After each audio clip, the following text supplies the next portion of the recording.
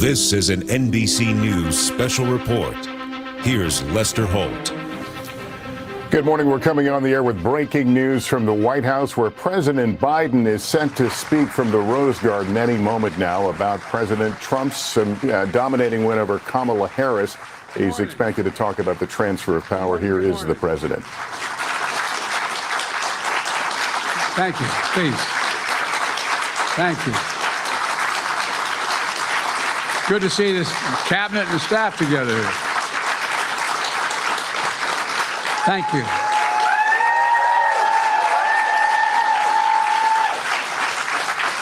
Thank you, thank you, thank you. Please. Thank you, thank you, thank you. It's good to see you all. Particularly good to see my granddaughter sitting in the front row here. Hi, Finn. How are you, honey? For over 200 years, America has carried on the greatest experiment in self-government in the history of the world. And that's not hyperbole, that's a fact. We're the people. The people vote and choose their own leaders, and they do it peacefully.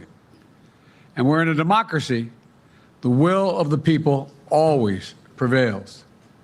Yesterday, I spoke with President-elect Trump to congratulate him on his victory. And I assured him that I'd direct my entire administration to work with his team to ensure a peaceful and orderly transition. That's what the American people deserve. Yesterday, I also spoke with Vice President Harris. She's been a partner and a public servant. She ran an inspiring campaign, and everyone got to see something that I learned early on to respect so much, her character.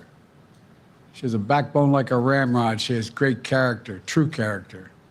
She gave her whole heart and effort, and she and her entire team should be proud of the campaign they ran. You know, the struggle for the soul of America since our very founding has always been an ongoing debate and still vital today. I know for some people, it's a time for victory, to state the obvious. For others, it's a time of loss. Campaigns are contests of competing visions. The country chooses one or the other. We accept the choice the country made. I've said many times, you can't love your country only when you win. You can't love your neighbor only when you agree. Something I hope we can do, no matter who you voted for, is see each other not as adversaries, but as fellow Americans. Bring down the temperature. I also hope we can lay to rest the question about the integrity of the American electoral system. It is honest, it is fair, and it is transparent. And it can be trusted, win or lose. I also hope we can restore the respect for all our election workers who busted their necks and took risks at the outset. We should thank them. Thank them for staffing voting sites, counting the votes, protecting the very integrity of the election. Many of them are volunteers who do it simply out of love for their country. And as they did their duty as citizens, I will do my duty as president. I'll fulfill my oath, and I will honor the Constitution. On January 20th, we'll have a peaceful transfer of power here in America. To all our incredible staff, supporters, cabinet members, all the people who've been hanging out with me for the last 4 years, God love you, as my mother would say, thank you so much. You put so much into the past 4 years. I know it's a difficult time. You're hurting. I hear you and I see you. But don't forget all that we accomplished. It's been a historic presidency. Not because I'm president, because what we've done, what you've done. A presidency for all Americans. Much of the work we've done is already being felt by the American people, but the vast majority of it will not be felt over the next 10 years. We have legislation we passed that's just only now just really kicking in.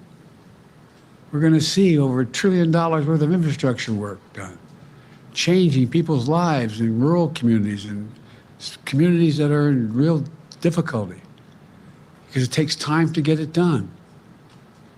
And so much more it's going to take time. But it's there. The road ahead is clear, assuming we sustain it. There's so much we can get done and will get done based on the way the legislation was passed. And it's truly historic. You know, we're leaving behind the strongest economy in the world. I know people are still hurting, but things are changing rapidly. Together, we've changed America for the better. Now we have 74 days to finish the term, our term. Let's make every day count. That's the responsibility we have to the American people. Look, folks, you all know it in your lives. Setbacks are unavoidable, but giving up is unforgivable. Setbacks are unavoidable, but giving up is unforgivable. We all get knocked down. But the measure of our character, as my dad would say, is how quickly we get back up. Remember, a defeat does not mean we are defeated. We lost this battle. The America of your dreams is calling for you to get back up. That's the story of America for over 240 years and counting. It's a story for all of us, not just some of us. The American experiment endures. We're going to be okay, but we need to stay engaged.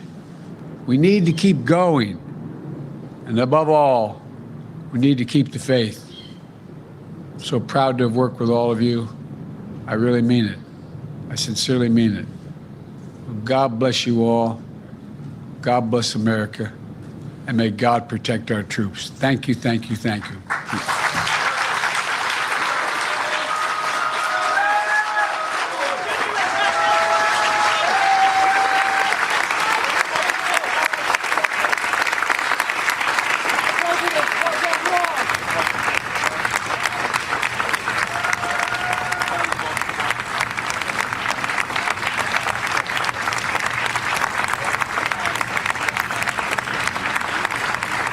President Biden delivering what at moments felt like a farewell speech, certainly trying to capture the moment and what voters were trying to say as Kamala Harris was defeated, of course, to former president and now President-elect Donald Trump.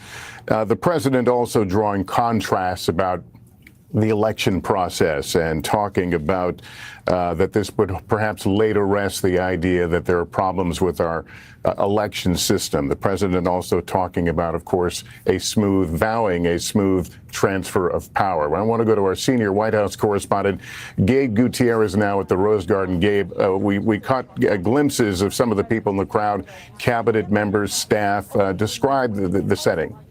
Well, certainly, Lester. It was a very somber setting here in the Rose Garden. As you said, the president was speaking here to staff, cabinet secretaries, some of his senior aides were in the audience, but he really tried to strike a unifying tone for the country. And this is similar to what Vice President Harris said yesterday during her speech at Howard University, really stressing the importance of a peaceful transfer of power. And this was a theme, Lester, that we heard throughout President Biden's campaign of threats to democracy, and basically saying that we can't, the results have to be accepted, and we can't be American. We cannot support America only when we win. And that's something that he reiterated over and over again during his remarks today. Now the focus shifts, Lester, to the next 10 weeks of his administration. And White House officials tell me that he'll be focusing on several things which he alluded to here, including more aid for Ukraine, more further implementing some of the legislation that his administration passed, including that infrastructure law, and in addition to that, more funding for disaster relief. Those are the thoughts are now shifting towards his legacy at this point, Lester. But he also heaped a lot of praise on his Vice President Harris, calling it an inspiring campaign. He did not take any questions, though, as he left the Rose Garden, Lester. You mentioned this, and I want to drill down a little farther. He seemed to be expressing some frustration of the pace of getting credit for things done. He was talking about things done, but noting the horizon, the time horizon, these things sometimes can be measured in decades. Yeah, certainly, Lester. And he was frustrated, I know, in his conversation with you several months ago, that the administration wasn't getting enough credit for some of its accomplishments, including on infrastructure, and the idea that the economy was improving, that inflation was coming down, or at least plateauing, and that his administration wasn't getting the credit for it. So now, again, he has several foreign trips upcoming, and now he is working on his legacy as this moves forward. But what these remarks were really intended to do, Lester, was really strike this unifying tone at a time when America is so much divided. He is offering an olive branch to now President-elect Trump. He also mentioned that he called him. He has invited him here to the White House. The date for that is uncertain. But we should point out, Lester, that is something that Trump did not offer to Biden back in 2020 when he won the presidency. So the president, again, saying that what is paramount here is a peaceful transfer of power after this very contentious election, Lester. All right, Gabe, thank you. Garrett Haake is covering President-elect Trump and joins us from West Palm Beach, Florida. What activity is going on there right now? Well, Lester, we don't know if Donald Trump watched this speech from the president today, although I expect it's a pretty safe bet that he did. He's engaging today in his first formal meetings with his transition team, who have been working for some weeks to try to narrow the many personnel decisions that he's going to have to make in the next couple of weeks, down to just a few names for each of these key jobs that he'll have to fill out, particularly the ones that he'd like to get named or appointed before he heads to Washington. At the top of their to-do list is going to be selecting a chief of staff. Now, the widespread belief within Trump world, among sources I talked to, is that the best fit for that job would be Susie Wiles, his co-campaign manager, who Trump thanked on election night, who's really been kind of the guiding hand in Trump world behind the scenes for the last several years. As best I'm able to tell now, that no offer has been made or accepted on that job, but that's really going to be the key effort in Trump world. He understands that personnel in the last administration was something of an Achilles heel, not always making the best personnel decisions. There was a lot of turnover in his cabinet, especially early in his administration. That's something that he and his team would like to avoid this time around with a more structured process underway just today, really, at Mar-a-Lago. All right, Garrett Haake in Florida, thank you. That concludes this NBC News special report. We'll have a bunch more ahead on our streaming network, NBC News Now, online at NBCnews.com, and a full wrap-up tonight on Nightly News. I'm Lester Holt in New York. Thank you for watching, everyone, and good day.